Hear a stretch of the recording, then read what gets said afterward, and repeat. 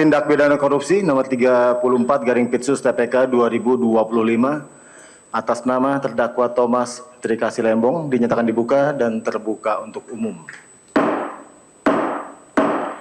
Silakan saudara terdakwa.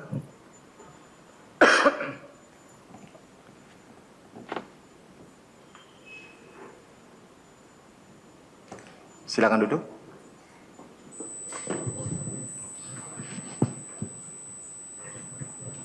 Saudara sehat? Sehat yang mulia, terima kasih. Baik, kembali hari ini kita lanjutkan persidangan dengan agenda untuk kesempatan penuntut umum memberikan tanggapan terhadap pledoi yang disampaikan oleh terdakwa juga penasihat hukum. Demikian ya. Penuntut umum sudah siap? Kami sudah siap yang mulia. Iya.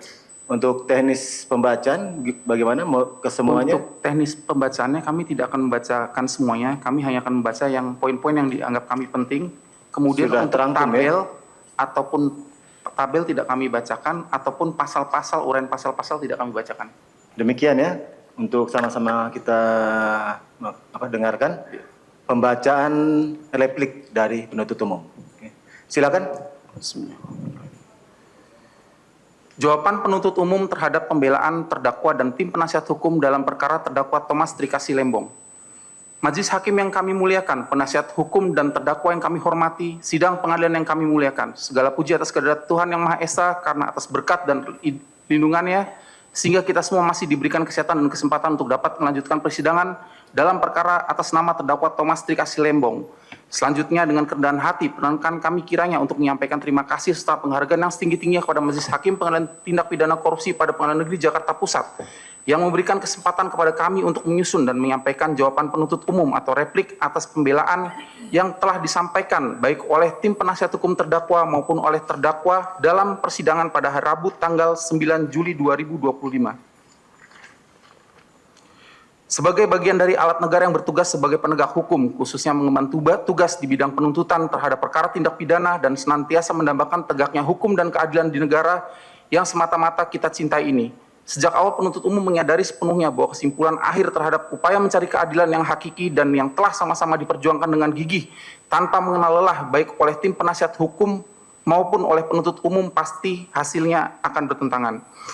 Ini adalah suatu kenyataan yang tidak dapat dinaifkan karena sejak dini penuntut umum sebagai wakil negara dan tim penasihat hukum dalam posisi sebagai wakil dari terdakwa memiliki cara pendekatan dan strategi serta teknik yang berbeda dalam mengungkap fakta di dalam persidangan, yang mana justru telah menggambarkan ciri khas jati diri masing-masing dalam menjalankan tugas dan fungsinya masing-masing. Perbedaan persepsi terhadap sisi lain telah memperkaya kasanah pengalaman kita dalam penegakan hukum yang bersendikan keadilan dan kebenaran. Dalam jawaban atas pembelaan dari terdakwa maupun penasihat hukum ini, kami penuntut umum akan meluruskan sudut pandang penasihat hukum terhadap fakta persidangan. Penuntut umum akan berusaha semaksimal mungkin dan seobjektif mungkin dalam menilai fakta-fakta dan alat bukti yang sah di persidangan.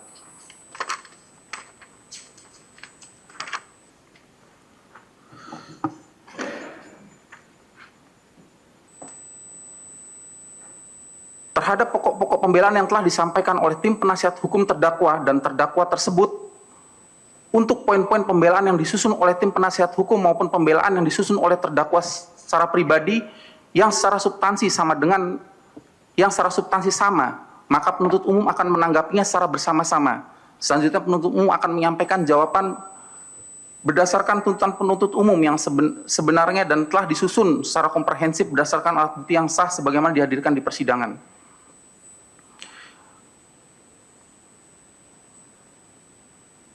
Khususnya yang telah terangkum pada bagian fakta hukum dan analisa yuridis tuntutan penuntut umum sebagai berikut. 1. Terhadap dalil penasihat hukum maupun terdakwa yang menyatakan perkara korupsi yang dituduhkan kepada terdakwa termasuk dalam hal penetapan tersangka adalah bentuk kriminalisasi dan politisasi karena terdakwa pernah menjadi tim sukses dari kubu politik yang berseberangan dengan penguasa.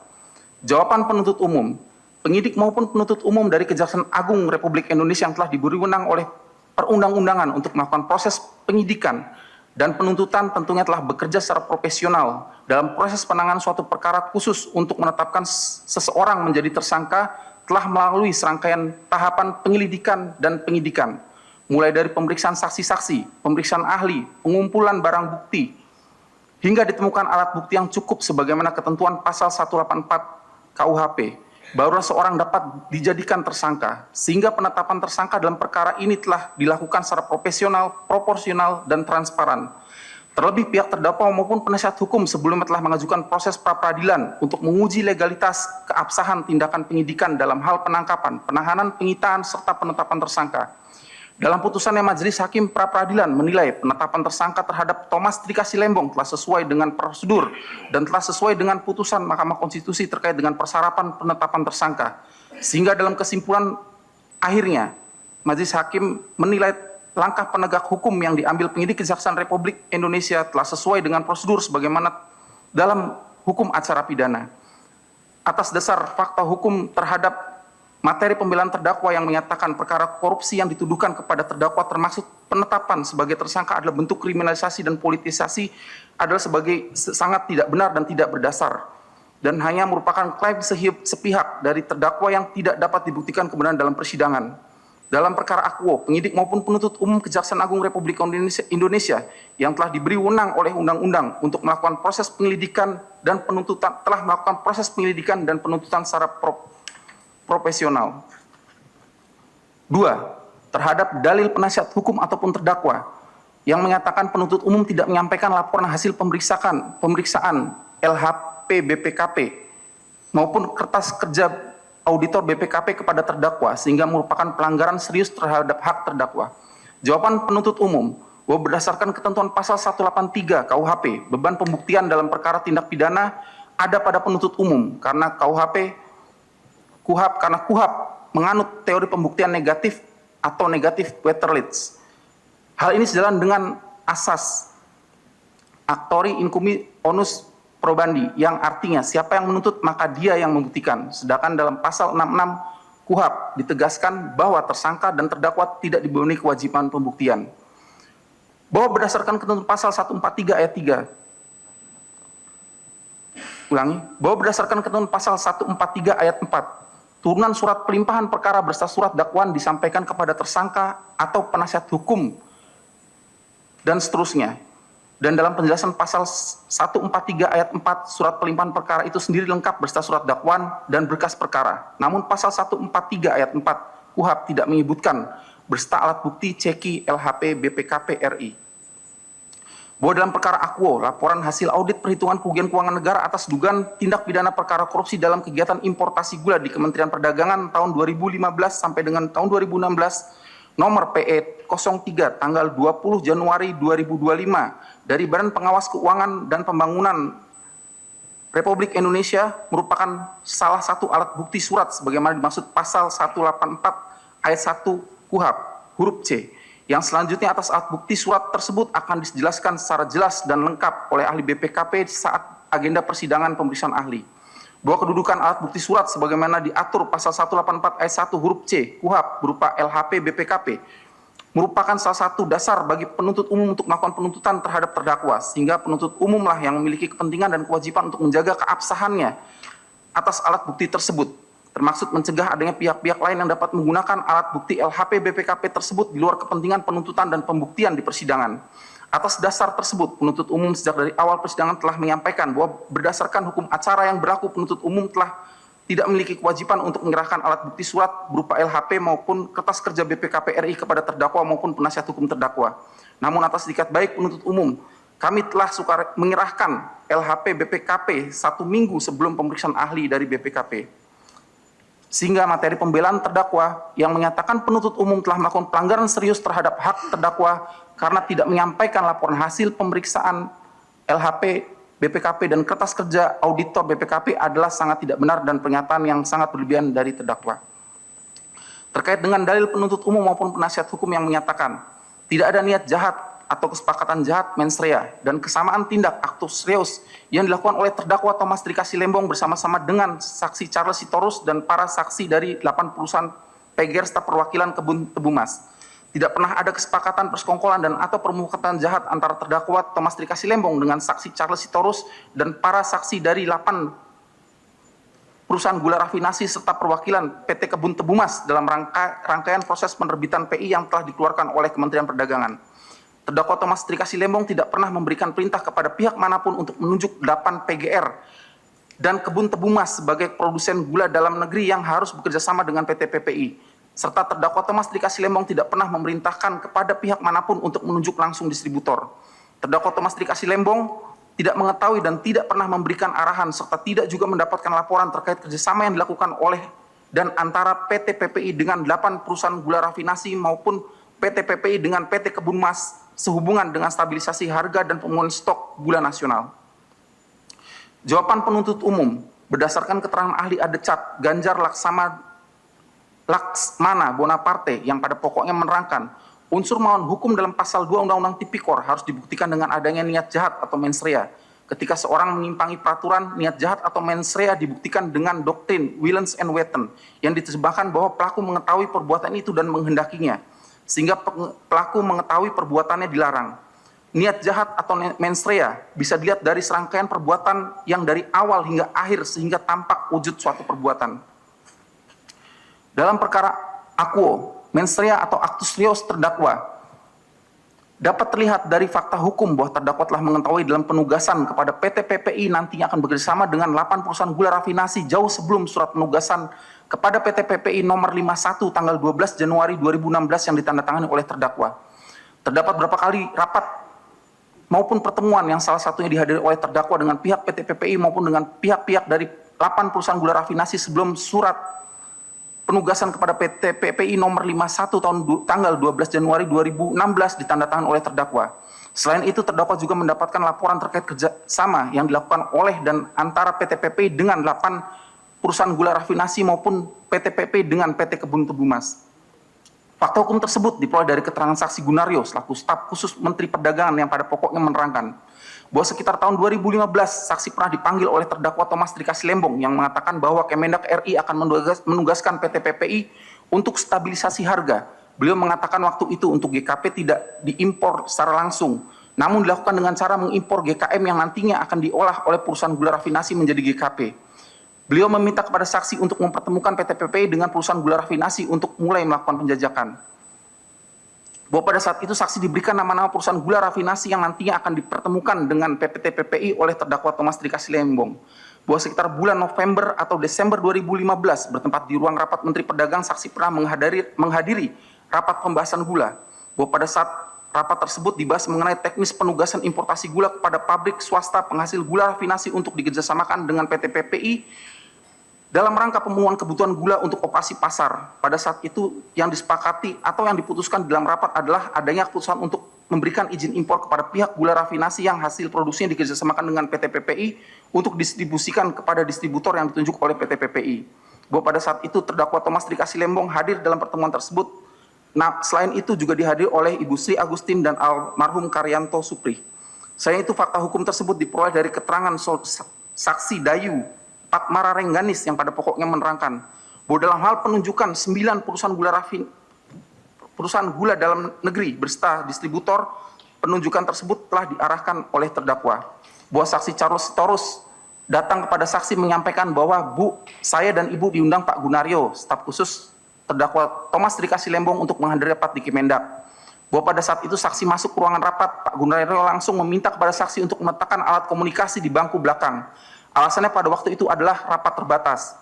Bahwa Pak Gunario menyampaikan Kemendak sedang menggodok penugasan PPI dengan distributor sebagai stabilisator harga gula dan bekerjasama dengan perusahaan gula rafinasi. Pada saat itu perwakilan gula rafinasi juga hadir dalam pertemuan tersebut. Bahwa distributor yang ditunjuk adalah terafiliasi dengan 8 perusahaan gula rafinasi.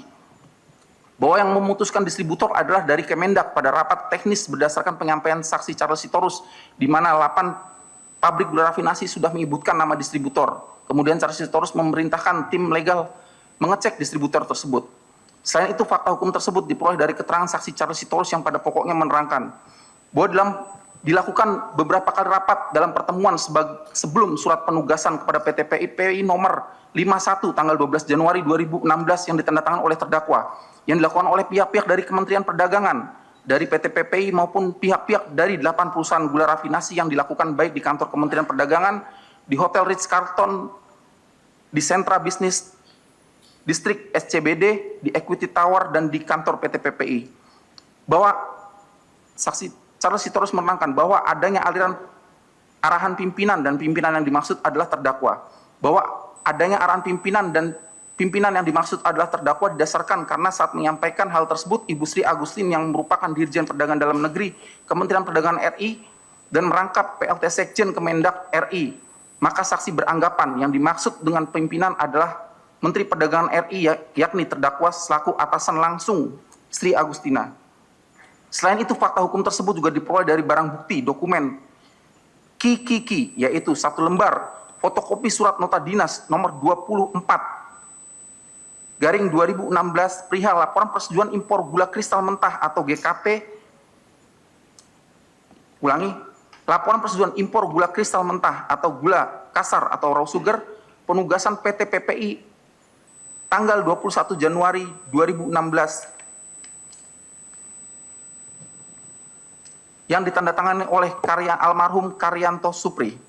Dari barang bukti dokumen tersebut, terdakwa telah dilaporkan oleh almarhum Karyanto Supri terkait adanya 8 PI dan 8 perusahaan PGR yang telah disetujui dan penetapan jumlah atau alokasi gula kristal mentah didasarkan kepada kesepakatan antara PPI dengan industri gula rafinasi sebagaimana diatur dalam perjanjian kerjasama PKS nomor 13 tanggal 14 Januari 2016. Selain itu, fakta hukum tersebut diperoleh dari barang bukti dokumen III.1.E, yaitu surat Menteri Perdagangan kepada Dirut PT PPI nomor 181 tanggal 10 Februari 2016 perihal pendistribusian gula PPI.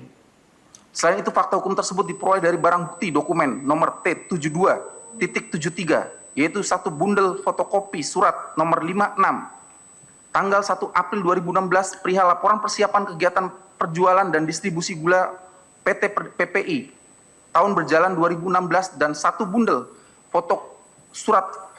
fotokopi surat nomor 97 tanggal 10 Mei 2016 perihal laporan kegiatan penjualan dan distribusi gula PT PPI tahun berjalan 2016. Dari kedua surat tersebut, terdakwa mendapat laporan dari PT PPI terkait dengan penjualan dan distribusi gula yang dilakukan oleh PT PPI melalui distributor yang telah ditunjuk.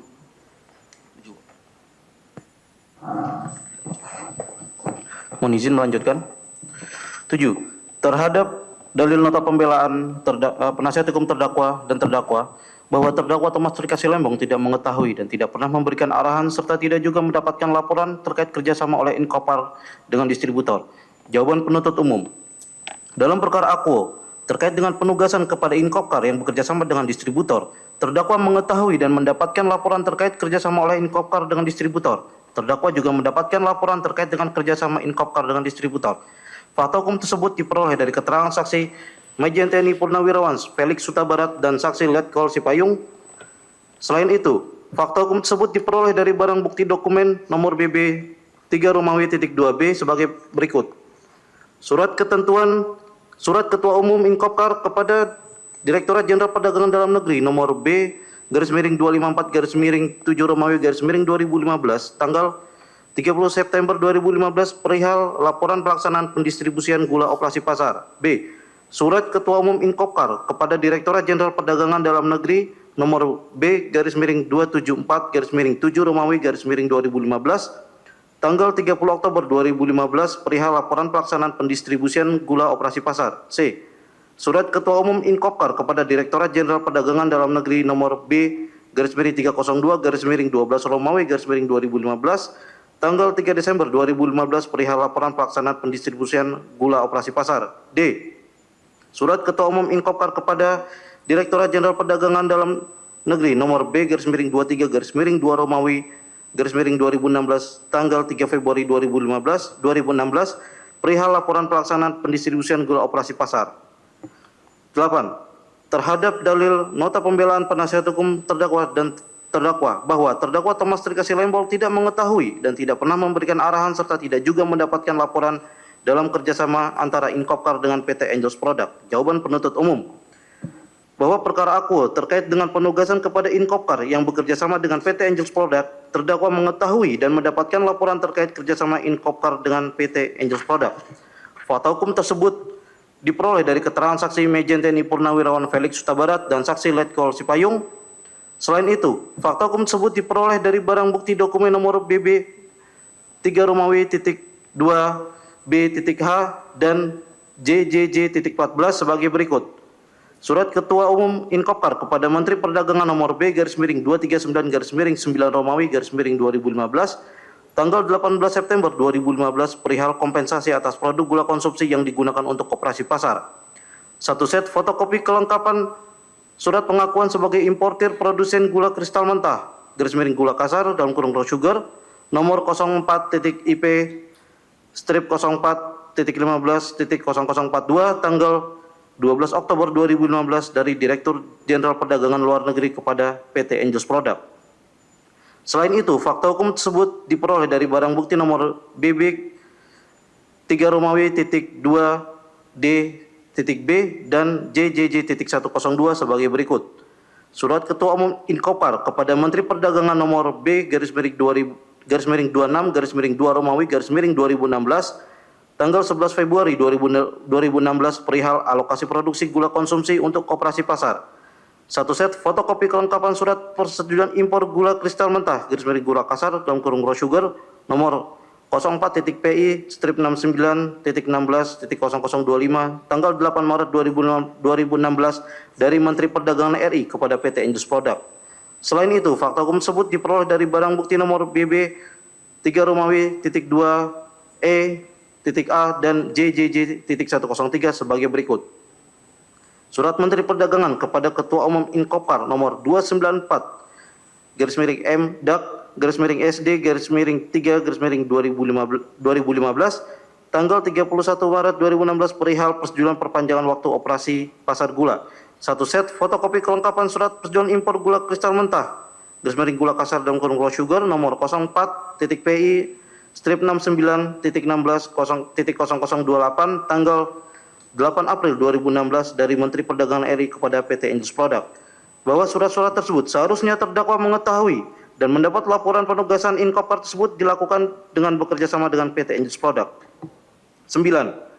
Terhadap dalil nota pembelaan terdakwa, nota pembelaan penasihat hukum terdakwa dan atau terdakwa, bahwa dalam mengendalikan ketersediaan stok dan kestabilan harga GKP tidak harus dilakukan hanya dengan impor GKP dan tidak ada larangan melakukan importasi GKM untuk selanjutnya diolah menjadi GKP di dalam negeri dan dalam rangka pembentukan stok dan stabilisasi harga GKP. Jawaban penuntut umum. Bahwa terkait dengan dalil penasihat hukum terdakwa dan atau terdakwa tersebut, sebelumnya perlu dipahami terlebih dahulu, gula merupakan komoditas yang mempunyai nilai strategis bagi ketahanan pangan dan peningkatan pertumbuhan perekonomian masyarakat Indonesia, sehingga tata kelola perdagangan gula dalam negeri menjadi kegiatan penting, sehingga perlu dilakukan pengawasan. Atas dasar tersebut, maka pemerintah menetapkan gula sebagai barang dalam pengawasan melalui keputusan Presiden Republik Indonesia nomor 57 tahun 2004 tentang penetapan gula sebagai barang dalam pengawasan dan impor gula dibatasi sebagaimana diatur dalam Permendak 117/2015 pasal 2 ayat 1. Sehingga dalam pelaksananya khusus terkait dengan kegiatan importasi gula harus memenuhi peraturan perundang-undangan yang berlaku, antara lain Kepres 57 tahun 2004 yang dijabarkan dengan Kep Merindak 527 tahun 2004 dan Permendak 117 tahun 2015 serta peraturan perundang-undangan terkait lainnya. Bahwa berdasarkan peraturan Menteri Perdagangan nomor 117 MDAK /12/2015 tanggal 23 Desember 2015 tentang ketentuan impor gula, pasal 2 ayat 1, pasal 3, pasal 4, pasal 5 ayat 1, pasal 6 ayat 1, pasal 9 ayat 1 dan 2, bahwa dari ketentuan-ketentuan tersebut tidak memberi peluang untuk dilakukan impor GKM yang selanjutnya diolah menjadi GKP melalui perusahaan rafinasi. Dari ketentuan-ketentuan tersebut telah dipisahkan peruntukan impor GKM yang hanya dapat dilakukan oleh perusahaan pemilik APP dan GKM tersebut hanya dapat digunakan sebagai bahan baku untuk proses produksi dari industri yang dimiliki oleh perusahaan pemilik APP. Sedangkan impor GKP hanya dapat dilakukan dalam rangka mengendalikan ketersediaan dan kestabilan harga gula kristal putih dalam kurung plantation white sugar hanya dapat dilakukan oleh BUMN pemilik APU. 10. terhadap dalil nota pembelaan penasihat hukum terdakwa dan terdakwa bahwa sisa stok gula akhir tahun 2015 merupakan stok gula awal tahun 2016 untuk kebutuhan gula pada bulan Januari sampai dengan Juni 2016, sama halnya dengan stok gula akhir tahun 2016 yang merupakan stok awal tahun 2017 dan akan menentukan harga gula konsumsi di tingkat konsumen. Jawaban penuntut umum. Dalam perkara aku, berdasarkan rapat koordinasi tingkat mulai tanggal 29 April 2016, Rakor memutuskan hal sebagai berikut. Terhadap gula, PTPN dapat disetujui untuk melakukan impor raw sugar selama 2 tahun dalam kurun 2016 dan 2017 sebanyak 381.000 ton dengan tujuan PTPN agar dapat menjamin kestabilan harga gula di pasar dalam kurung tingkat konsumen sebesar Rp10.500 di Pulau Jawa dan Rp11.000 di luar Pulau Jawa. Namun sebelum importasi dilakukan agar dikaji dampak dan komplikasinya terhadap industri gula dalam negeri dan petani tebu. Rapat koordinasi tingkat menteri tanggal 9 Juni 2016 menyimpulkan dan memutuskan hal sebagai berikut terhadap gula. 1. Perum Bulog segera mengimpor gula kristal. Kementerian Pertanian dan Kementerian Perdagangan segera membahas SNI dan standar IKUMSA terkait impor gula kristal. Minggu depan akan dilakukan kembali rapat koordinasi, sementara proses impor tetap berjalan. 2. Paling lambat, akhir Juli pemerintah harus punya posisi untuk memutuskan kebijakan gula dengan memperhatikan penanaman tebu pada musim giling. 3. Perum Bulog dapat melakukan impor 100.000 ton gula kristal putih dan 381.000 ton raw sugar. Impor gula kristal putih di awal sebesar 40.000 ton dan akan dilanjutkan secara berkala.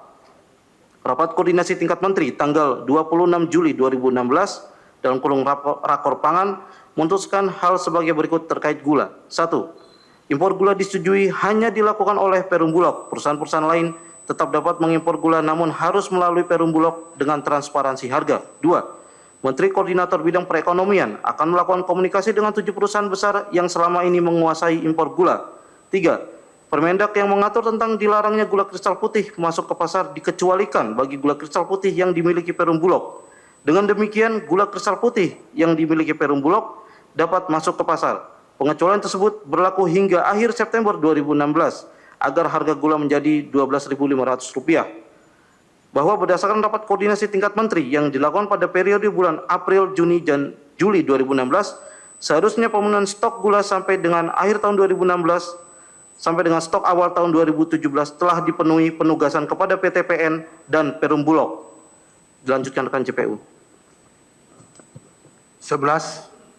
Terkait dalil penasihat hukum dan atau terdakwa yang menyatakan importasi GKM lebih mempunyai nilai tambah dalam negeri dibandingkan dengan importasi GKP secara langsung.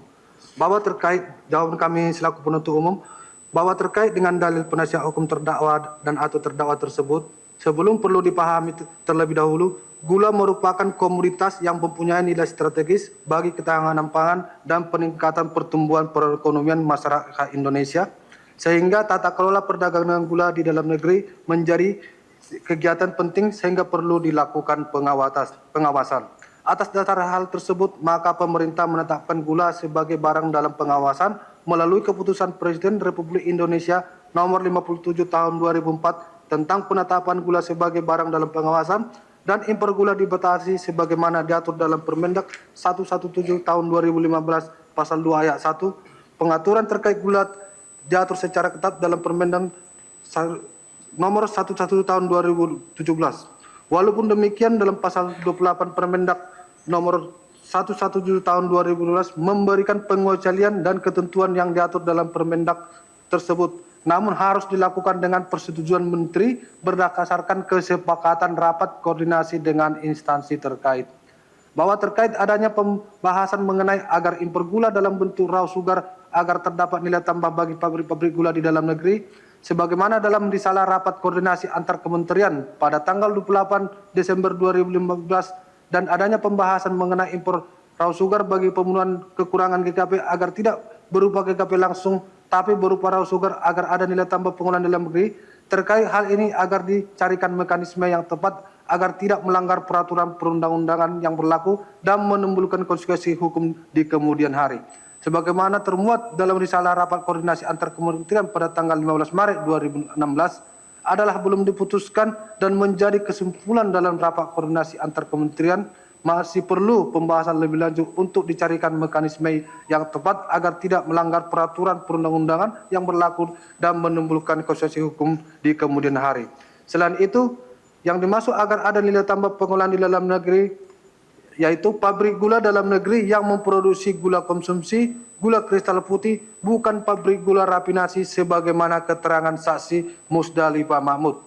Selain itu, impor GKM yang diolah menjadi GKP melalui perusahaan gula rafinasi juga akan membawa dampak lainnya. Sebagaimana keterangan ahli Muhammad Riki Siramanda, STP MTP, yang pada pokoknya menerangkan, tujuan pemerintah membentuk dua pasar gula GKR dan GKP adalah untuk melindungi eksistensi petani tebu agar tidak terjadi alih fungsi lahan dan tentu untuk memenuhi kebutuhan industri makanan dan minuman agar tetap terjaga harga produksinya. Ahli menjelaskan apabila pabrik gula kristal rafinasi ikutan mengolah gula kristal putih akan berdampak pada petani, akan terjadi kecemburuan. Nantinya pabrik gula kristal putih akan ikutan untuk mengolah gula kristal mentah menjadi gula kristal putih yang nantinya akan berdampak pada petani. Ahli menjelaskan sehingga jika GKM diolah menjadi GKP maka akan berdampak terhadap kecemburuan pabrik gula tebu dikarenakan perbedaan harga bahan baku yang cukup signifikan dan mampu mengganggu persaingan harga dengan perusahaan tebu dan berdampak terhadap petani tebu itu sendiri. Dilanjutkan Yang Mulia. Terkait dalil pledoi mengenai surat rekomendasi Kementerian Perindustrian sebagai salah satu syarat permohonan impor di Inatrade hanya diperuntukkan bagi importasi dalam rangka industri makanan dan minuman, dan dalil mengenai terkait diterbitkannya izin impor gula oleh Kementerian Perdagangan tanpa disertai rekomendasi dari Kementerian Perindustrian di masa terdakwa menjabat sebagai Menteri. Jawaban penuntut umum, dalam perkara akuo berdasarkan fakta persidangan, rekomendasi dari Kementerian Perindustrian dibutuhkan dan merupakan syarat dalam impor gula kristal mentah sebagaimana diatur dalam ketentuan Kep Merindak nomor 527 tahun 2004, yaitu pasal 3 ayat 2 huruf F, dan kemudian diatur dalam ketentuan pasal 6 ayat 1 huruf B Permendak nomor 117 tahun 2015, pasal 6 ayat 1. Selanjutnya, bahwa selama terdakwa menjabat sebagai Menteri Pedagang periode tanggal 12 Agustus 2015 sampai dengan 27 Juli 2016 tidak pernah dilakukan revisi maupun adanya aturan Permendak baru yang mengatur tentang importasi gula, sehingga aturan teknis yang dapat dijadikan dasar hukum dalam melakukan importasi gula pada tahun 2016 hanya merujuk pada Permendak nomor 117 tahun 2016 yang di dalamnya masih mengatur dalam rangka importasi gula kristal mentah atau gula kasar atau raw sugar wajib melampirkan rekomendasi dari Direktur Jenderal Industri Agro Kementerian Perindustrian tanpa kecuali. Bahwa alasan penting lainnya terkait regulasi perlunya rekomendasi dari Kementerian Perindustrian dalam importasi GKM sebagai berikut. A. Perlindungan industri gula dalam negeri. Indonesia memiliki industri gula lokal, terutama gula rafinasi dan gula kristal putih yang perlu dilindungi dari persaingan tidak sehat dengan gula impor. Rekomendasi Kemenperin memastikan bahwa impor GKM atau bahan baku untuk industri gula rafinasi tidak mengganggu stok atau harga gula lokal. B. Pengendalian kuota impor. Impor GKM hanya diperbolehkan untuk industri tertentu seperti pabrik gula rafinasi yang membutuhkannya sebagai bahan baku. Kemenperin memberikan rekomendasi setelah memverifikasi kebutuhan real industri sehingga impor tidak melebihi kuota yang ditetapkan. C. Memastikan kesesuaian dengan tujuan impor. GKM harus digunakan hanya untuk industri, bukan untuk konsumsi langsung. Rekomendasi Kemenperin memastikan bahwa importir benar-benar membutuhkannya untuk proses produksi, bukan untuk diedarkan secara bebas di pasar. D. Menjaga stabilitas harga dan pasokan. Dengan mengontrol impor GKM melalui rekomendasi, pemerintah bisa menyeimbangkan pasokan gula rafinasi dan mencegah fluktuasi harga yang merugikan petani tebu atau produsen gula lokal. Berdasarkan peraturan Kep Merindak nomor 527 tahun 2004 dan Permendak nomor 117 2015 tentang impor gula, impor GKM memerlukan rekomendasi dari Kementerian Perindustrian sebagai syarat penerbitan surat persetujuan impor oleh Kementerian Perdagangan. Inilah bagian dari pengawasan ketat impor gula untuk mencegah penyelundupan atau penyimpangan penggunaan. Tanpa rekomendasi ini, impor GKM bisa tidak terkendali dan mengancam ketahanan pangan serta industri gula lokal. Selain itu, jika membandingkan dengan importasi gula, penugasan PTPN yang berdasarkan rapat koordinasi tingkat Menteri tanggal 29 April 2016, untuk persetujuan impornya tetap melampirkan rekomendasi dari Kementerian Perindustrian. Fakta hukum tersebut berdasarkan keterangan saksi Edi Endra Sriono yang menjelaskan bahwa berdasarkan data yang ada di Kementerian Perindustrian sebagai berikut sebagaimana tertuang dalam tabel dalam replik ini. Dilanjutkan Yang Mulia. Terhadap dalil penasihat hukum dan terdakwa nomor 14 yang menyatakan surat penugasan terdakwa Thomas Trikasilembong sebagai Menteri Perdagangan kepada Inkopkar merupakan wewenang Menteri Perdagangan untuk mengendalikan ketersediaan dan kestabilan harga gula.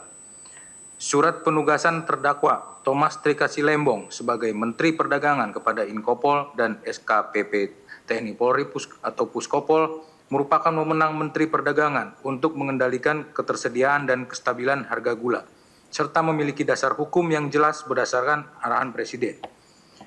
Terkait tuduhan bahwa penunjukan Inkopkar, Inkopol, Puskopol, dan SKKP TNI Polri merupakan sebuah pelanggaran aturan, jaksa tidak pernah memperlihatkan aturan manapun yang dilanggar atas penunjukan koperasi-koperasi tersebut. Jawaban penuntut umum bahwa terkait dengan dalil penasihat hukum terdakwa dan atau terdakwa tersebut, perlu dipahami, terlebih gula merupakan komoditas yang mempunyai nilai strategis bagi ketahanan pangan dan peningkatan pertumbuhan perekonomian masyarakat Indonesia, sehingga tata kelola perdagangan gula di dalam negeri menjadi kegiatan penting, sehingga perlu dilakukan pengawasan. Atas dasar hal tersebut, maka pemerintah menetapkan gula sebagai barang dalam pengawasan melalui Keputusan Presiden Republik Indonesia Nomor 57 Tahun 2004 tentang penetapan gula sebagai barang dalam pengawasan dan impor gula dibatasi sebagaimana diatur dalam Permendak 117 Tahun 2015, Pasal 2 Ayat 1. Pengaturan terkait importasi gula diatur secara ketat dalam Permendak 117 Tahun 2015. Dalam rangka untuk mengendalikan ketersediaan dan kestabilan harga gula adalah melalui penugasan BUMN. Hal tersebut mengacu Pasal 26 Ayat 1, Pasal 26 Ayat 3, dan Pasal 27 Undang-Undang Nomor 7 Tahun 2014 tentang Perdagangan, serta mengacu pada Pasal 5 Ayat 1, Pasal 5 Ayat 3, Pasal 5 Ayat 7, dan Pasal 5 Ayat 8 Peraturan Presiden Nomor 71 Tahun 2015 tentang penetapan dan penyimpanan barang kebutuhan pokok dan barang penting. Selain itu, berdasarkan keterangan saksi Rini Mariani Sumarno yang keterangan BAP-nya dibacakan dalam persidangan yang pada pokoknya menerangkan bahwa yang dapat saksi sampaikan bahwa dalam rangka pelaksanaan penugasan untuk stabilisasi harga gula dan pemenuhan stok gula nasional, mitra dari BUMN yang melaksanakan penugasan adalah juga dari perusahaan BUMN. Hal ini sebagai wujud sinergi antar BUMN, bahwa dalam konteks pelaksanaan tugas stabilisasi dan pemenuhan stok gula nasional cuma terdapat dua cara, yaitu bekerja sama dengan produsen gula BUMN atau BUMN yang ditunjuk untuk melaksanakan penugasan melakukan importasi gula kristal putih. Untuk selanjutnya dilakukan mekanisme operasi pasar. Selain itu, tidak diperkenankan kecuali diputuskan di dalam rapat koordinasi Kementerian Perekonomian, bahwa yang seharusnya melaksanakan tugas stabilisasi harga dan pemenuhan stok gula nasional adalah BUMN. Dalam hal ini adalah PT PPI dan BUMN produsen gula, PTPN dan PT RNI serta Perum Bulog, sebagaimana yang surat ditunjukkan kepada Thomas Trikasilembong selaku Menteri Perdagangan pada waktu itu, bahwa koperasi tidak dapat dipersamakan dengan BUMN kecuali ada pengecualian dari rapat koordinasi antar kementerian oleh Menteri Koordinator Perekonomian terkait pelaksanaan stabilisasi harga dan operasi pasar. Dan selama saksi menjabat Menteri BUMN, saksi tidak pernah mendengar atau membahas koperasi-koperasi ditugaskan sebagai pelaksana stabilisasi harga, pemenuhan stok, dan operasi pasar. Selain itu, berdasarkan keterangan ahli Dr. Riawan Chandra yang pada pokoknya menerangkan Pasal 26 Ayat 1 dan Pasal 27 Undang-Undang Nomor 7 Tahun 2014 tentang perdagangan tersebut mengandung norma kewajiban bersyarat atau conditionalis obligatio normae kepada pemerintah untuk menjamin pasokan dan stabilisasi harga barang kebutuhan pokok dan barang penting dan dapat menunjuk badan usaha milik negara dalam rangka pengendalian ketersediaan, stabilisasi harga, dan distribusi barang kebutuhan pokok dan barang penting. Pelaksanaan kewajiban tersebut harus memenuhi syarat adanya kondisi tertentu. Terhadap dalil penasihat hukum dan terdakwa nomor 17 yang menyatakan bahwa 8 pabrik gula rafinasi dan PT Kebun Tebu Mas memiliki izin industri gula dari BKPM untuk mengolah GKM menjadi GKP, dan terkait terhadap melanggar aturan dengan menerbitkan izin impor gula kepada perusahaan-perusahaan industri gula swasta yang mana perusahaan tersebut tidak berhak mengelola GKM menjadi GKP, padahal senyatanya izin usaha industri yang diterbitkan oleh BKM atau Badan Koordinasi Penanaman Modal kepada PT Berkah Manis Makmur jelas mencantumkan KBLI atau klasifikasi baku lapangan usaha Indonesia nomor 10721. Jawaban penuntut umum bahwa dalam perkara akuo berdasarkan fakta persidangan, 8 pabrik gula rafinasi yaitu PT Angel Product, PT Makassar Tene, PT Sentra Usaha Tamajaya, PT Medan Sugar Industri, PT Permata Dunia Sukses Utama, PT Andalan Purnindo, PT Duta Sugar Internasional, dan PT Berkah Manis Makmur merupakan perusahaan merupakan perusahaan gula rafinasi yang tergabung dalam AGRI atau Asosiasi Gula Rafinasi Indonesia. Adapun izin usaha dari BKPN yang dimiliki oleh perusahaan-perusahaan tersebut adalah mengolah GKM menjadi GKR, kecuali terhadap PT Duta Sugar Internasional dan PT Berkah Manis Makmur. Perizinan BKPM yaitu dapat mengolah gula kristal putih. Namun faktanya, 8 perusahaan tersebut merupakan perusahaan gula rafinasi yang tidak pernah mengolah GKM menjadi GKP di luar dari penugasan yang diberikan. Selain itu, jika dilihat dari persetujuan impor yang diberikan kepada 8 perusahaan gula rafinasi, jelas disebutkan perusahaan tersebut merupakan perusahaan gula rafinasi. Terhadap dalil penasihat hukum dan terdakwa, kerjasama antara PT PPI dengan 8 pabrik gula rafinasi dan PT Kebun Tebu Mas didasari oleh Surat Menteri Perdagangan nomor 51 tahun 2016 tanggal 12 Januari 2016 dan Surat Menteri Perdagangan nomor 779 tahun 2016 tanggal 31 Mei 2016 yang menyatakan PT PPI dapat bekerja sama dengan produsen gula dalam negeri. Jawaban penuntut umum, dalam perkara akuo berdasarkan fakta persidangan, Surat Menteri Perdagangan nomor 51 tahun 2016 yang dikeluarkan oleh terdakwa pada tanggal 12 Januari 2016 untuk menindaklanjuti Surat Menteri BUMN nomor S887 tahun 2015 tanggal 14 Desember 2015 perihal penugasan PT PPI untuk stabilisasi harga gula, yang salah satu penyampaiannya adalah agar PT PPI dapat bekerja sama dengan produsen gula dalam negeri yang dapat memasok gula dan atau industri yang dapat mengolah gula mentah impor menjadi gula konsumsi. Tidak mempodomani sebagaimana penyampaian Surat Menteri BUMN nomor S887 tanggal 14 Desember 2015 tersebut, di mana Menteri BUMN telah menugaskan PT PPI dan BUMN produsen gula melalui Surat Menteri BUMN nomor S333 tahun 2015 tanggal 12 Juni 2015 perihal pembelian gula dalam rangka pembentukan stok gula nasional dan stabilisasi harga gula, dan Surat Menteri BUMN nomor S382 tahun 2015 tanggal 23 Juli 2015 perihal rencana kerjasama PT PPI dengan BUMN produsen gula. Adapun Surat Menteri BUMN tersebut tidak ada penyampaian agar PT PPI bekerja sama dengan 8 pabrik gula rafinasi dan PT Kebun Tebu Mas.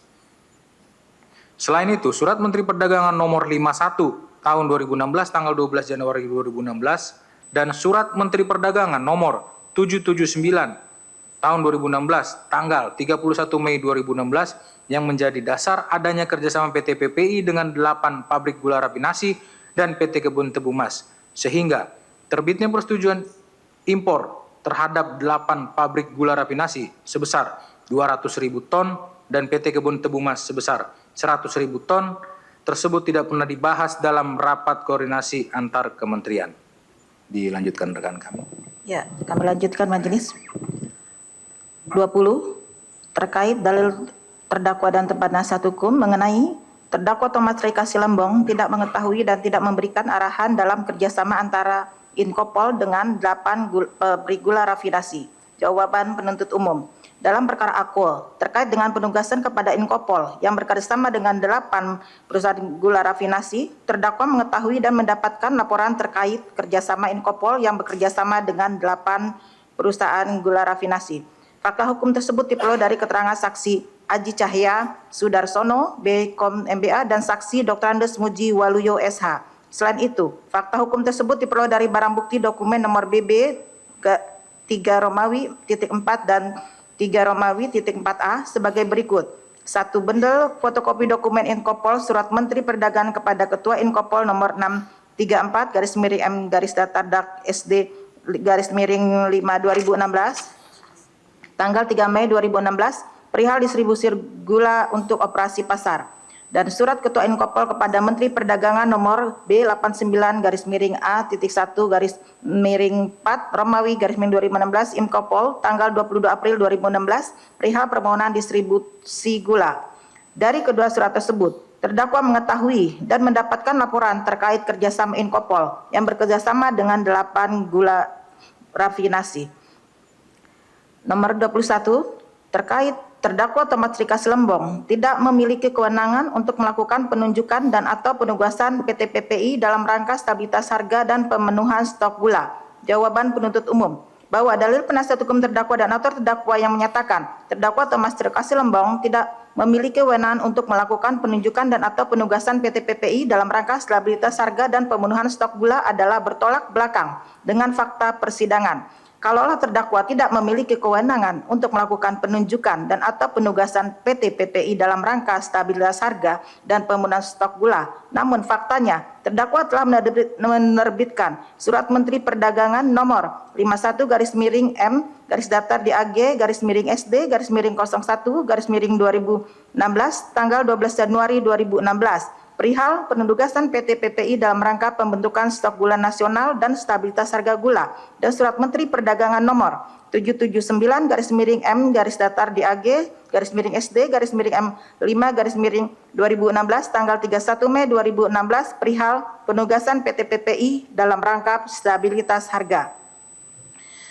Terkait dari penasihat hukum terdakwa dan terdakwa mengenai terdakwa Thomas Rikasi Lembong tidak pernah memberikan izin impor GKM pada saat Indonesia mengalami kondisi surplus gula, dan terkait jaksa telah memutarbalikkan pengertian peraturan Kemenperindak 527 garis miring MPP garis miring Kep garis miring 9 2004 terkait larangan impor GKP atau 1 bulan sebelum musim giling sampai 2 bulan setelah musim giling tebu, dan pasal 4 Permendak 117 garis miring M garis datar DAG garis miring per garis miring 12 2015 yang menyatakan impor gula kristal putih atau plantation white sugar hanya dapat dilakukan dalam rangka mengendalikan ketersediaan dan kestabilan harga gula kristal putih, sehingga tidak ada larangan untuk mengimpor GKM pada musim giling maupun larangan untuk mengimpor gula jenis lainnya untuk tujuan apapun.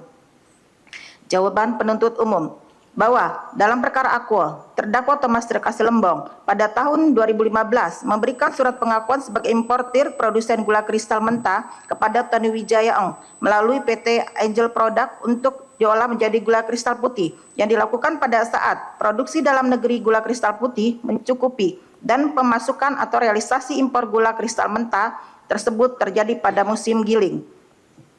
Berdasarkan rapat koordinasi pada tanggal 12 Mei 2015 yang membahas stabilitas pangan dan inflasi menjelang Ramadan dan Hari Raya Idul Fitri dengan keputusan yang pada pokoknya sebagai berikut. 1. Data perkiraan produksi dan konsumsi yang berasal dari Kementerian Perdagangan akan terjadi defisit pada jagung, kedelai, daging sapi, dan semua jenis cabai. Sedangkan yang mengalami surplus adalah beras, gula, pasir, minyak goreng, bawang merah, daging unggas, dan telur unggas. 2. Stok gula masih mencukupi sehingga tidak perlu melakukan impor. 3. Seluruh pabrik gula akan diminta menyalurkan gula rafinasi kepada industri makanan dan minuman, bukan disalurkan kepada konsumen langsung. 4. Pemerintah harus menentukan bahwa gula wajib mempunyai stok nasional yang dapat dikelola oleh Bulog atau PT Perusahaan Perdagangan Indonesia. 5. Pabrik gula atau BUMN saat ini sedang melakukan penggilingan sehingga dapat memenuhi kebutuhan gula nasional dalam kurun waktu 3 bulan ke depan. Oleh karena itu, diusulkan agar tidak memberikan izin impor gula dalam waktu 3 bulan ke depan. 6. Impor gula saat ini lebih besar daripada kebutuhan gula sehingga menyebabkan gula tersebut merembes ke pasar. 7. Apabila impor gula tetap dilakukan, maka diusulkan yang diberikan izin impor adalah PT PPI. Berdasarkan rapat koordinasi pada tanggal 8 Oktober 2015 yang membahas terkait pelaksanaan kebijakan industri gula konsumsi dan industri. Adapun substansi dan pembahasan serta kesimpulan dihasilkan dari rapat tersebut adalah terkait neraca gula, rekomendasi impor, rekomendasi investasi serta Dewan Gula Indonesia sesuai dengan materi yang paparkan dalam rapat tersebut sebagai berikut. Neraca gula, stok GKP tanggal 31 Desember 2015 sebesar 972.257 ton dan GKR 15.793.000 ton. Stok GKP 1 Agustus 2015 sebesar 850.507 ton dan GKR 108.180 ton. Dari kedua rapat koordinasi pada tanggal 12 Mei 2015 dan rapat koordinasi pada tanggal 8 Oktober 2025 dapat disimpulkan kebutuhan GKP masih mencukupi sampai dengan akhir tahun 2015 sehingga tidak diperlukan impor GKP. Namun faktanya terdakwa menandatangani surat pengakuan sebagai importir produsen gula kristal mentah untuk PT Angel Product dengan nomor 04.IP-04.15.042 tanggal 12 Oktober 2015 sebanyak 105.000 ton sebagai pengganti gula PT Angel Product yang dipinjam Menkopor dalam operasi pasar tanpa melalui rapat koordinasi dengan kementerian dan atau lembaga dan tanpa adanya rekomendasi dari Kementerian Perindustrian. Bahwa pengakuan sebagai importir kepada PT Angel Product serta dilakukan pada saat produksi dalam negeri gula kristal putih mencukupi dan pemasukan atau realisasi impor gula kristal mentah tersebut terjadi pada musim giling ataupun 2 bulan setelah musim giling tebu rakyat. Perbuatan terdakwa tersebut tidak sesuai dengan pasal 7 ayat 2 Kemenperindak nomor 527/MPP /9/2004 tentang ketentuan impor gula dan pasal 36 ayat 1, pasal 36 ayat 2 Undang-Undang nomor 18 tahun 2012 tentang pangan. 24. Terkait rakortas hanya berupa referensi dan bukan kewajiban bagi kementerian, dan terkait jaksa telah teledor karena menuduh tidak adanya rapat koordinasi antar kementerian yang menjadi dasar kebijakan tata kelola impor yang dilakukan terdakwa. Padahal peraturan perundang-undangan tidak memberikan wewenang baik kepada Menko Perekonomian ataupun kepada forum rapat koordinasi tingkat menteri, apalagi rakor antar kementerian tingkat non-menteri untuk mengatur teknik sektoral dan risalah rakortas tingkat menteri atau risalah rakor antar kementerian yang digelar ke Menko Perekonomian bukan dokumen hukum yang mengikat atas para menteri atau kementerian teknis, tapi sekedar acuan atau pedoman. Jawaban penuntut umum. Dalam perkara Aquo, berdasarkan fakta persidangan, dalil penasihat hukum yang menyatakan rakortas hanya berupa referensi dan bukan kewajiban bagi kementerian adalah tidak berdasar hukum. Berdasarkan pasal 2 dan pasal 3 Peraturan Menteri Perdagangan nomor 117/M-Datar/per/12/2015 disebutkan sebagai berikut. Pasal 2 ayat 1, impor gula dibatasi. Pasal 3, jumlah gula yang diimpor harus sesuai dengan kebutuhan gula dalam negeri yang ditentukan dan disepakati dalam rapat koordinasi antar kementerian. Selain itu, berdasarkan keterangan saksi Musdalifah Mahmud yang pada pokoknya menerangkan sebagai berikut, bahwa urgensi perlu dilakukan rakor terkait importasi gula sebagaimana pasal 3 Permendak 117/2015, penetapan jumlah yang diperlukan harus cek ketersediaan gula produksi di tahun berjalan. Kita mintakan data dari Kemtan dan Kementerian BUMN. Kemudian dari ketersediaan itu kita cek konsumsi yang datanya didapat dari BPS dan Kemenperin, bahwa benar rakor dihadiri dan melibatkan oleh beberapa kementerian. bahwa dalam rapor ditentukan jumlah yang akan diimpor, bahwa di dalam rakor nantinya disimpulkan adanya kebutuhan impor. Selain itu, berdasarkan keterangan saksi Lukita Diansah Tuo yang pada pokoknya menerangkan sebagai berikut, bahwa urgensi rakor sebagai pasal 3 Permendak 117/2015, jumlah gula yang diimpor harus sesuai dengan kebutuhan gula dalam negeri yang ditentukan dan disepakati dalam rapat koordinasi antar kementerian. Karena gula adalah komoditas penting dan menjadi hajat hidup orang banyak, Menko Perekonomian harus memastikan ketersediaannya dengan melakukan rapat koordinasi antar kementerian. Dilanjutkan majelis.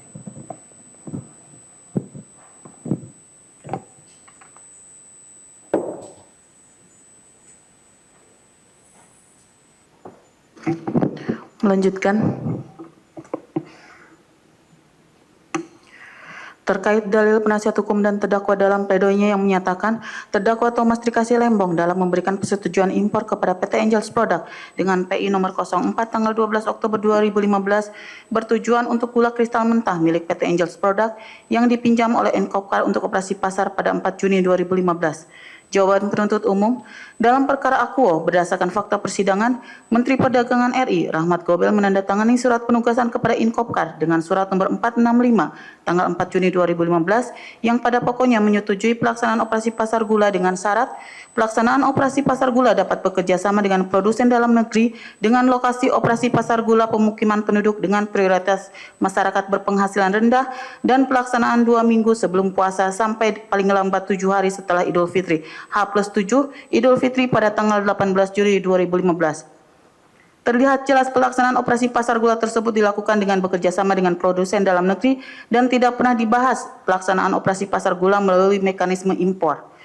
Bahwa pada tanggal 27 Juli 2015, Felix Huta Barat mengirimkan surat nomor B194 kepada Menteri Perdagangan RI perihal pengajuan permohonan perpanjangan waktu operasi pasar gula dikarenakan realisasi distribusi gula baru mencapai 50% dari total produksi sebanyak 100.000 ton.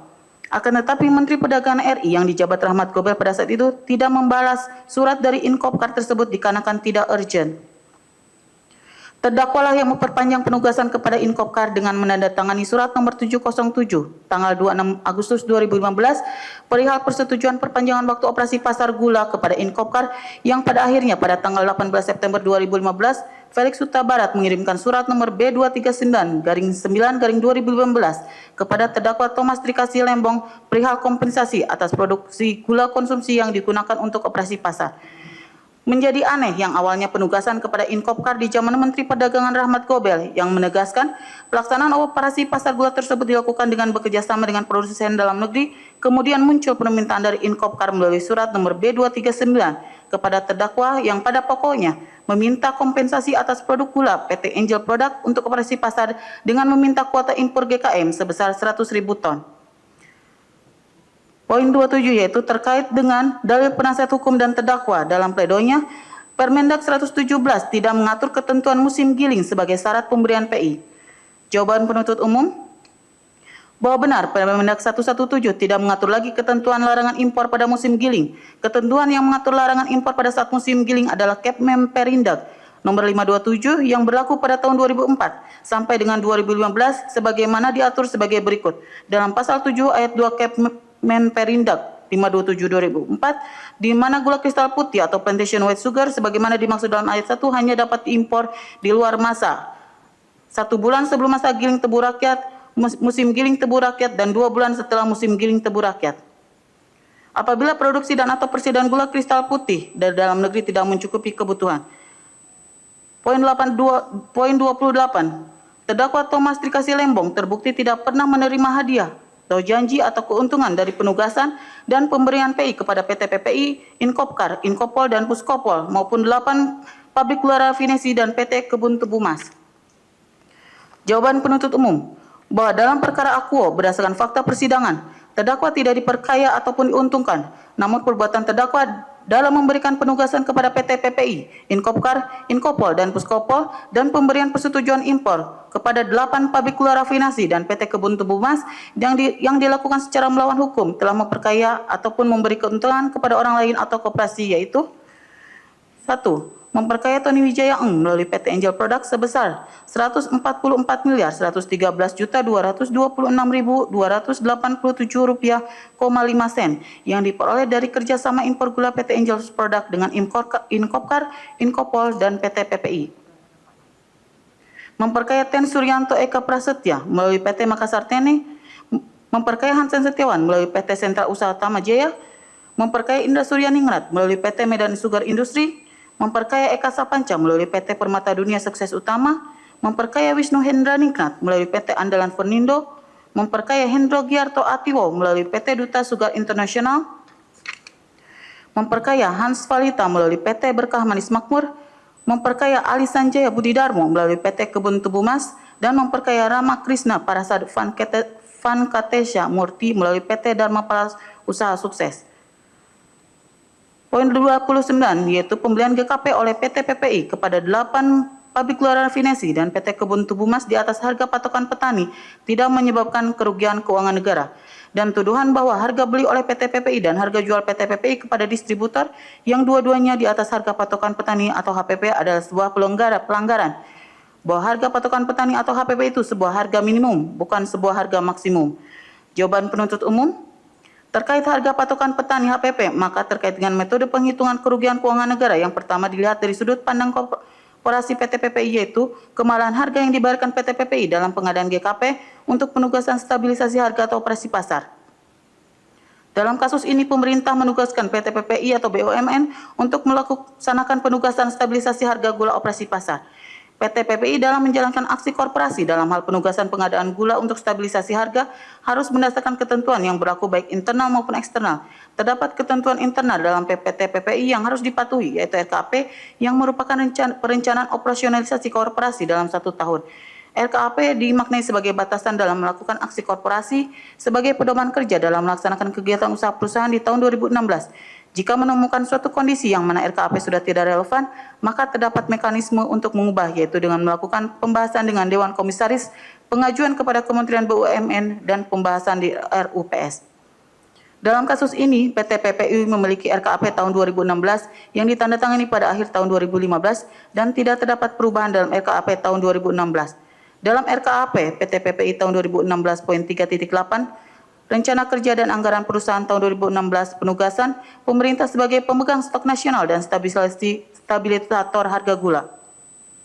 Dicantumkan bahwa pengadaan stok gula sebanyak 200.000 ton yang berasal dari hasil produksi pabrik gula yang dimiliki anak-anak perusahaan PT Perkebunan Nusantara 3 Persero dan PT Raja Wali Nusantara Indonesia Persero dengan harga sesuai harga patokan petani gula tahun 2015, yaitu sebesar Rp8.900 per kilogram. Penetapan harga pembelian sebesar Rp8.900 per kilogram sesuai HPP tersebut didasarkan pada Surat Menteri BUMN nomor S.3333 tanggal 12 Juni 2015 dan Surat nomor S.382 tanggal 23 Juli 2015. Penetapan harga dalam Surat Menteri BUMN dan RKAP PT PPI tersebut mempertimbangkan fungsi kontrol dari pemerintah untuk melindungi kesejahteraan petani, serta pemberian penugasan khusus kepada BUMN dalam menyelenggarakan fungsi kewajiban pelayanan umum dengan tetap memperhatikan maksud dan tujuan kegiatan BUMN. Harga patokan petani dalam RKAP tahun 2016 tersebut sebagaimana dalam Permendak 35 tahun 2015, tim audit mendasarkan pada prinsip konservatisme, maka menggunakan harga patokan petani sebesar Rp9.100 per kilogram, yaitu updating dari nilai Rp8.900 per kilogram, sebagaimana dalam Permendak 42 tahun 2016, penggunaan nilai harga patokan petani ini memperhatikan masa berlaku Permendak tersebut.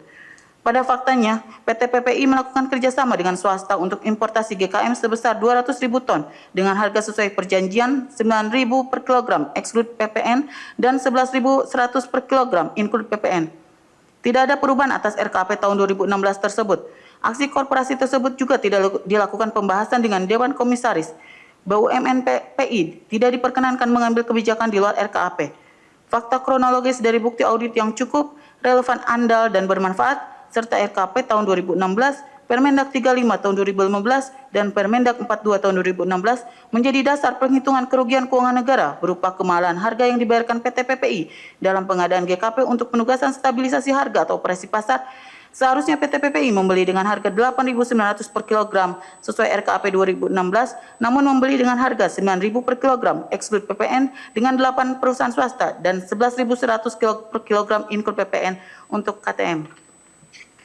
Penggunaan nilai harga patokan petani ini telah mempertimbangkan sisi petani dan industri gula nasional sebagaimana tercantum dalam Permendak 42 tahun 2016. Disebutkan bahwa harga patokan petani merupakan bagian dari penetapan kebijakan harga yang menjadi kewenangan Menteri Perdagangan. Selain itu, harga patokan petani ini dalam rangka meningkatkan insentif petani untuk tetap menanam tebu yang diperlukan untuk menjaga pasokan bahan baku industri gula nasional serta adanya usulan Menteri Pertanian untuk besaran harga patokan petani GKP tahun 2016 dan hasil rapat koordinasi kebijakan pangan di Kementerian Pertanian. Izin melanjutkan, ya. Poin 31 terkait dalil penasihat hukum dan terdakwa dalam pledoinya yang menyatakan bahwa de facto importasi yang dilakukan oleh 8 pabrik gula raw sugar berdasarkan kerjasama dengan PT PPI, Inkopkar, Inkopvol, Puskopvol sesuai dengan surat penugasan terdakwa Thomas Trikasi Lembong adalah GKM bukan GKP.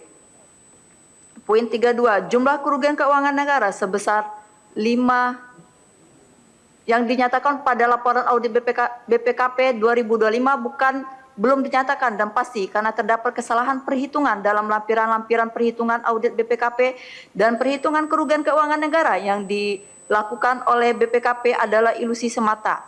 Dasar maupun akurasi hitungan kerugian negara yang dilakukan BPKP RI sudah dipatahkan secara definitif dalam persidangan. Jawaban penuntut umum berdasarkan ketentuan pasal 1 ayat 1 junto pasal 2 Peraturan Presiden nomor 192 tahun 2014 tentang Badan Pengawas Keuangan Negara. Badan Keuangan dan Pembangunan BPKP merupakan aparat inter pemerintah yang mempunyai tugas menyelenggarakan urusan pemerintah di bidang pengawasan keuangan negara, daerah, dan pembangunan nasional. Kewenangan BPKP untuk menghitung dan menetapkan kerugian negara diatur dalam pasal 3 huruf E Perpres nomor 192 tahun 2014 di mana fungsi BPKP antara lain melakukan audit investigasi terhadap kasus-kasus penyimpangan yang berindikasi merugikan keuangan negara, daerah, audit perhitungan kerugian keuangan negara ataupun daerah, pemberian keterangan ahli dan upaya pencegahan korupsi.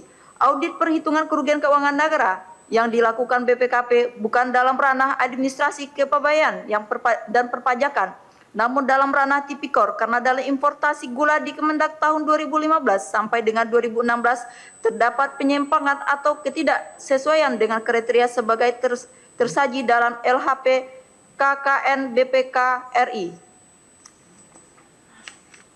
Ahli keuangan negara menjelaskan kerugian negara adalah kekurangan aset kekayaan negara karena suatu perbuatan melanggar melawan hukum para pejabat, pengelola ataupun pihak-pihak lain. Kekurangan aset kekayaan ini dapat terjadi antara lain karena uang yang seharusnya disetor tidak disetor, kekayaan yang seharusnya menjadi milik negara tidak menjadi milik negara, atau dapat juga antara lain karena uang yang berada di kas negara berkurang secara melanggar atau melawan hukum, atau aset yang menjadi milik negara terlepas dari kepemilikan negara secara melanggar atau melawan hukum. Ahli keuangan negara juga menjelaskan pertama, keberadaan kerugian negara tidak boleh sekedar merupakan potensi, melainkan bahwa keberadaan harus benar-benar dapat dibuktikan. Konsep nyata atau real dalam hal uang bisa dilihat antara lain dengan adanya ketersediaan alokasi pada APBN untuk pembiayaan suatu kegiatan pemerintah tertentu, atau adanya ketersediaan uang dalam kas, atau dapat juga dengan lahirnya hak ataupun kewajiban negara. Kedua, bahwa berdasarkan kerugian negara tersebut harus terukur, oleh karena itu tidak boleh dihitung atas dasar asumsi.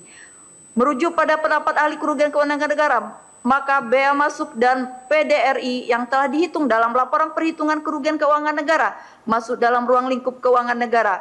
Merujuk pada pendapat ahli kerugian keuangan negara, kerugian negara adalah kekurangan aset atau kekayaan negara karena suatu perbuatan melanggar atau melawan hukum para pejabat, pengelola, ataupun pihak-pihak lain. Penyimpangan yang terjadi adalah pengakuan atau persetujuan impor gula kristal mentah raw sugar untuk diolah menjadi gula kristal putih dalam rangka penugasan stabilitas harga atau operasi pasar tidak berdasarkan rapat koordinasi antar kementerian. Impor gula kristal mentah untuk diolah menjadi gula kristal putih dalam rangka penugasan stabilitas harga atau operasi pasar dilakukan saat produksi dalam negeri gula kristal putih mencukupi dan pemasukan realisasi impor gula kristal mentah terjadi pada musim giling. Penjamin pasokan dan stabilitas harga gula dilaksanakan oleh selain BUMN, surat pengakuan atau persetujuan impor gula kristal mentah tidak disertai rekomendasi dari kementerian terkait, serta pengadilan ketersediaan dan stabilitas harga gula kristal putih dipenuhi melalui importasi gula kristal putih mentah, seharusnya melalui importasi gula kristal putih. Penyimpangan tersebut memiliki kausalitas dengan dampak berupa kerugian keuangan negara, yaitu berupa kekurangan pembayar bea masuk dan PDRI pada tempus barang masuk negara memiliki hak penerima atau pendapatan negara, dan BM dalam PDRI sebesar termuat dalam namun baru menerima BM dan PDRI sebesar GKM sehingga dapat kekurangan sebesar tertera dalam pledoi. Selain itu, penyimpangan tersebut juga memiliki kausalitas dengan dampak berupa kerugian keuangan negara dari sisi korporasi, yaitu PT PPI atau BUMN, yaitu kemahalan harga yang dibayarkan PT PPI dalam pengadaan GKP untuk penugasan stabilitas harga operasi pasar dengan nilai kerugian keuangan negara. Dengan demikian, dampak dari penyimpangan berupa keuangan kerugian negara total, sehingga kerugian keuangan negara dengan total sebesar tertera dalam pertama, perhitungan ini bukan merupakan potensi, melainkan bahwa keberadaan harus benar-benar dapat dibuktikan, konsep nyata atau real. Dalam hal ini, keberadaan dapat dibuktikan bahwa pada saat tempus GKM masuk, negara kurang menerima pendapatan dari BM dan PDRI. Saat tempus tersebut, negara menerima pendapatan hanya sebesar BM pada PDRI gula kristal mentah. Seharusnya negara memperoleh pendapatan dari BM PDRI gula kristal putih, karena seharusnya gula yang diimpor untuk pengadilan ketersediaan dan stabilitas harga adalah gula kristal putih.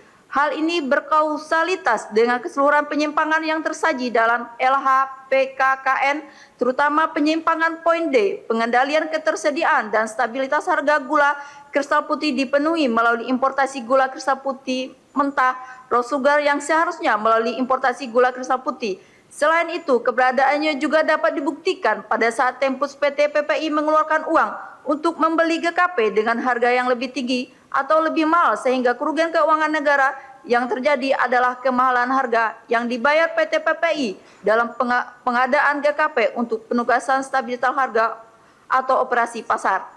Kedua, bahwa berasal kerugian negara tersebut harus terukur. Oleh karena itu, tidak boleh dihitung atas dasar asumsi. Perhitungan keuangan negara ini tidak berdasarkan asumsi, tapi telah nyata terjadi sebagaimana penjelasan sebelumnya dan struktur, yaitu kerugian keuangan negara yang terjadi, yang terdiri dari kekurangan pembayar bea masuk dan PDRI dan kemahalan harga yang dibayar PT PPI dalam pengadaan GKP untuk penugasan stabilitas harga operasional pasar. Izin dilanjutkan, Yang Mulia.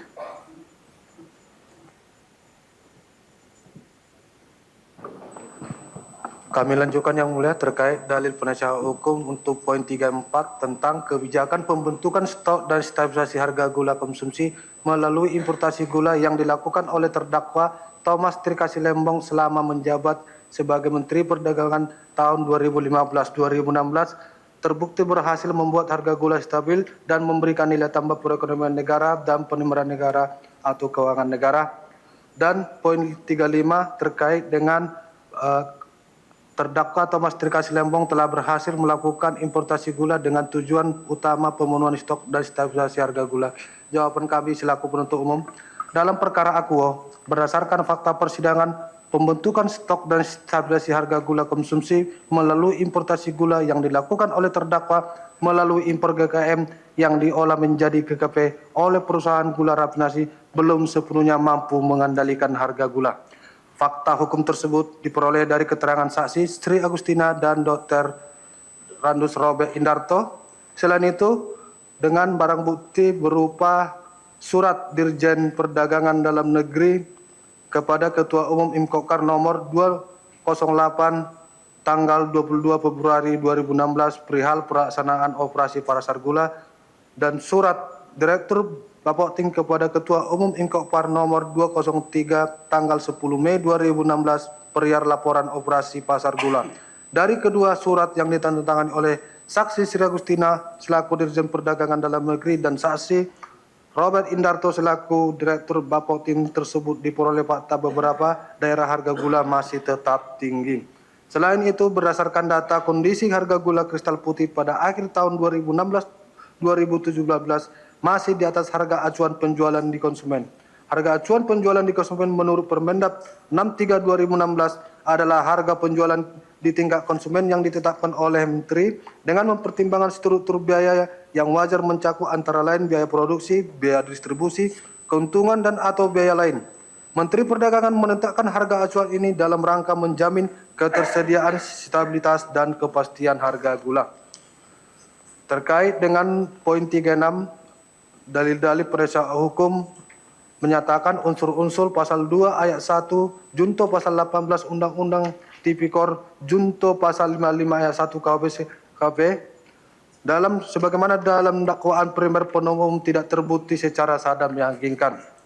Jawaban kami selaku penuntut umum berkaitan dengan dalil penasihat hukum terdakwa dan atau terdakwa yang menyatakan unsur-unsur pasal 2 ayat 1 junto pasal 18 Undang-Undang Tipikor junto pasal 55 ayat 1 ke 1 KUHP tidak terbukti secara sah dan meyakinkan, pada dasarnya telah penuntut umum uraikan secara jelas dan terperinci dalam surat tuntutan khususnya pada bagian analisa yuridis halaman 870 sampai dengan halaman 954.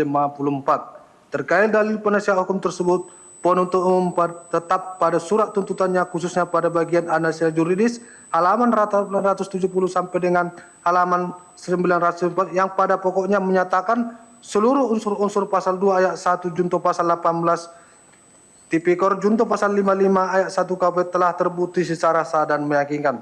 Namun demikian, penuntut akan menanggapi pada hal-hal penting dari dalil penasihat hukum dalam poin pembelahan ini sebagai berikut. Bahwa penuntut umum tidak sependapat dengan dalil penasihat hukum unsur perbuatan melawan hukum juga dibatasi oleh pasal 14 Undang-Undang Tipikor yang menyatakan bahwa setiap orang yang melanggar ketentuan undang-undangnya secara tegas menyatakan bahwa pelanggaran terhadap ketentuan undang-undang tersebut sebagai tindak pidana korupsi berlaku Undang-Undang Tipikor. Dalam perkara Aqua, Undang-Undang Pangan, Undang-Undang Perlindungan dan Pemberdayaan Petani, Undang-Undang Perdagangan, Sistem Pengendalian Intern Pemerintah, Perpres 71 2015 tidak menyatakan secara tegas bahwa pelanggaran undang-undang tersebut merupakan tindak pidana korupsi sebagaimana dimaksud dalam pasal 14 Undang-Undang Tipikor. Bahkan pasal 15 ayat 1, pasal 15 ayat 2 Undang-Undang Perlindungan dan Pemberdayaan Petani, pasal 36 ayat 1, pasal 36 ayat 2 Undang-Undang Pangan bukan merupakan tindak pidana korupsi. Bahwa pasal 14 Tipikor terdapat dua paradigma. Yang pertama, Undang-Undang pasal 14 Tipikor sebagaimana dasar perluasan penerapan Undang-Undang Tipikor, sedangkan yang kedua pasal 14 Undang-Undang Tipikor merupakan upaya untuk membatasi penerapan Undang Tipikor pada kasus yang sudah diatur secara khusus undang-undang lain. Namun faktanya Mahkamah Agung dalam banyak putusan dan jurisprudensi menganut paradigma pertama melihat pasal 14 Undang-Undang Tipikor sebagai dasar perluasan penerapan Undang Tipikor. Hal tersebut sejalan dengan keterangan ahli hukum pidana Dr. Irdianto yang pada pokoknya menerangkan sebagai berikut. Tindak pidana di bidang kehutanan, perbankan, pertambangan dan lainnya dapat dikenakan Undang-Undang Tindak Pidana Korupsi apabila memenuhi rumusan Undang-Undang Tindak Pidana Korupsi seperti A. Pelaku tindak pidana tersebut sebagai pegawai negeri atau penyelenggara negara atau orang yang mempunyai hubungan hukum dengan penyelenggara negara. B. Melawan hukum, menyalahgunakan kewenangan atau menyalahkan aturan yang telah ditetapkan oleh perundang-undangan. C. Memperkaya diri sendiri, orang lain atau korporasi. D. Dapat merugikan keuangan negara atau perekonomian negara, tetapi dalam tindak pidana perpajakan harus memenuhi proses administratif, setelah itu dapat dikenakan tindak pidana korupsi. Ahli menerangkan, perbuatan melawan hukum secara administrasi tidak masalah, belum terjadi tindak pidana kalau tidak menimbulkan kerugian keuangan negara. Tetapi apabila sampai terjadi kerugian keuangan negara dan akibatnya karena adanya perbuatan melawan hukum dapat masuk tindak pidana korupsi. Bahwa yang dimaksud dengan lese spesialis sistematis dikaitkan dengan tindak pidana korupsi ketika ada suatu perundang-undang yang sederajat apabila yang lebih khusus diperlakukan yang lebih khusus, kaitannya ada tipikor dalam pasal 63 KUHP sudah mengatur seperti itu. Karena itu sifatnya ekstraordinari, perlu penegakan yang lebih khusus. Dalam hal ini diperlukan yang lebih berat pidananya, dalam hal ini diberlakukan Undang-Undang Tipikor. Bahwa terdakwa sebagai Menteri Perdagangan telah membuktikan bahwa kebijakan importasi gula digunakan adalah mengatasi suatu kebijakan tertentu. Bahwa terkait adanya kekeliruan dokumen lampiran LHPBKP RI sebagaimana dokumen lampiran 981 kolom NPDM, bukti yang tercantum bukanlah angka NDPDM melainkan HIS kode maupun dokumen lampirannya. Penuntut umum berpendapat sebagaimana telah dijelaskan di persidangan oleh ahli Kusnul Kutotima di persidangan pada tanggal 23 Juni 2005 bahwa kekeliruan tersebut hanya terkait dengan masalah lebesing pada kolom bagian atas, namun secara substansi kekeliruan tersebut tidak menyebabkan adanya perubahan nilai perhitungan kerugian negara yang telah dinyatakan oleh ahli Kusnul Kutotima sebagaimana dalam LHKP BPK RI. Lanjutkan yang mulia.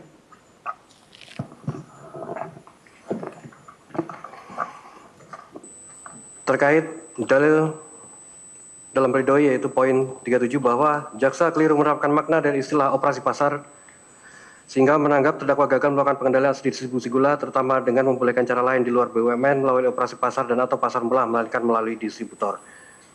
Jawaban penuntut umum bahwa terdakwa menandatangani surat nomor 181 perihal pendistribusian gula PT PPI pada tanggal 10 Februari 2016 yang mana terdakwa menerbitkan surat kepada PT PPI untuk dapat menunjuk distributor di dalam pelaksanaan operasi pasar. Hal ini tertuang di dalam poin 5 surat sebut yang berbunyi penjualan GKP baik oleh PT PPI secara langsung maupun melalui distributor kepada konsumen dilakukan pada tingkat harga dan seterusnya, dan dalam poin 6 yang berbunyi PT PPI bertanggung jawab terhadap pendistribusian yang dilakukan secara langsung dan atau melalui distributor dan seterusnya. Dengan demikian surat nomor 181 perihal pendistribusian gula PT PPI pada tanggal 10 Februari 2016 bertentangan dengan surat Menteri BUMN nomor S887 tanggal 14 Desember 2015 yang ditandatangani oleh Rini Sumarno selaku Menteri BUMN perihal distribusi gula dalam rangka pembentukan stok gula nasional dan stabilisasi harga gula yang ditunjukkan kepada Direksi PT PPI yang pada intinya bahwa penjualan gula diarahkan hanya untuk tingkat pengecer dan atau konsumen bukan melalui distributor dan tidak sesuai hasil rapat koordinasi antar kementerian tanggal 28 Desember 2015 yang menyatakan bahwa pelaksanaan importasi gula konsumsi PT PPI harus berkoordinasi dengan Perum Bulog. Bahwa fakta hukum tersebut berdasarkan keterangan Rini Sumarno yang terangan BAP-nya dibacakan dalam persidangan yang pada pokoknya merangkan surat Menteri BUMN nomor surat S887 tanggal 14 Desember 2015 yang pada intinya saksi selaku Menteri BUMN ingin menegaskan kembali bahwa dalam rangka melaksanakan stabilisasi dan pemenuhan stok gula nasional, Kementerian BUMN telah menugaskan PT PPI dan BUMN Produsen Gula untuk melaksanakan tugas stabilisasi dan pemenuhan stok gula nasional tersebut sebagaimana telah disampaikan dalam surat Kementerian BUMN nomor S333 tanggal 12 Juni 2015 dan surat Kementerian BUMN nomor S382 tanggal 23 Juli 2015 perihal rencana kerjasama PT PPI dengan BUMN Produsen Gula. Bahwa dalam konteks pelaksanaan tugas stabilisasi dan pemenuhan stok gula nasional cuma terdapat dua cara, yaitu cara pertama bekerjasama dengan produsen penghasil gula BUMN atau cara yang kedua BUMN yang ditunjuk untuk melaksanakan penugasan melakukan importasi langsung GKP untuk selanjutnya dilakukan operasi pasar. Ditambahkan bahwa yang dimaksud dengan stabilisasi harga suatu kegiatan atau cara untuk menstabilkan atau menurunkan harga gula yang tinggi melalui operasi pasar. Penutup, Majelis Hakim yang mulia, tim penasihat hukum terdakwa dan terdakwa yang kami hormati, sidang pengadilan yang kami muliakan. Berdasarkan uraian tersebut, maka kami penuntut umum dalam perkara ini memohon kepada Majelis Hakim Pengadilan Tindak Pidana Korupsi pada Pengadilan Negeri Jakarta Pusat yang memeriksa dan mengadili perkara ini memutuskan 1. Menyatakan pembelaan atau pledoi yang diajukan oleh terdakwa dan penasihat hukum terdakwa tidak dapat diterima. 2. Menyatakan tetap pada surat tuntutan penuntut umum yang telah dibacakan pada persidangan sebelumnya pada hari Jumat tanggal 4 Juli 2025. 3. Menghukum terdakwa sebagaimana telah kami nyatakan dalam surat tuntutan penuntut umum. Demikian jawaban penuntut umum atau replik atas pembelaan pledoi terdakwa dan penasihat hukum terdakwa yang dibacakan dan diserahkan di depan persidangan pada hari Jumat tanggal 11 Juli 2025 tertanda penuntut umum. Baik, silakan diserahkan. Untuk majelis juga penasihat hukum.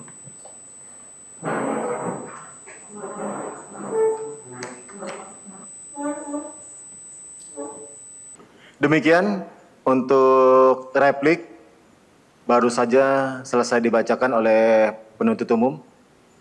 Selanjutnya terhadap replik tersebut adalah hak terdakwa juga penasihat hukum untuk mengajukan tanggapan berupa duplik yang kami jadwalkan sebelumnya di hari Senin. Ya. Demikian terdakwa untuk duplik baik terdakwa ataupun penasihat hukum di hari Senin tanggal 14 Juli 2025. Demikian. Jam 2 ya. Jam 2. Baik, jam 2 siang kita mulai persidangan. Sebelum sidang ditutup ada yang mau disampaikan dari terdakwa? Cukup Yang Mulia. Terima Penuntut umum? Tim penasihat hukum cukup? Cukup Yang Mulia. Baik, terima kasih. Untuk itu sidang berikutnya dengan agenda kesempatan terdakwa juga penasihat hukum mengajukan duplik. Sidang ditunda sampai dengan hari Senin tanggal 14 Juli 2025. Terdakwa tetap dalam tahanan. Sidang hari ini selesai dan ditutup. Terima kasih.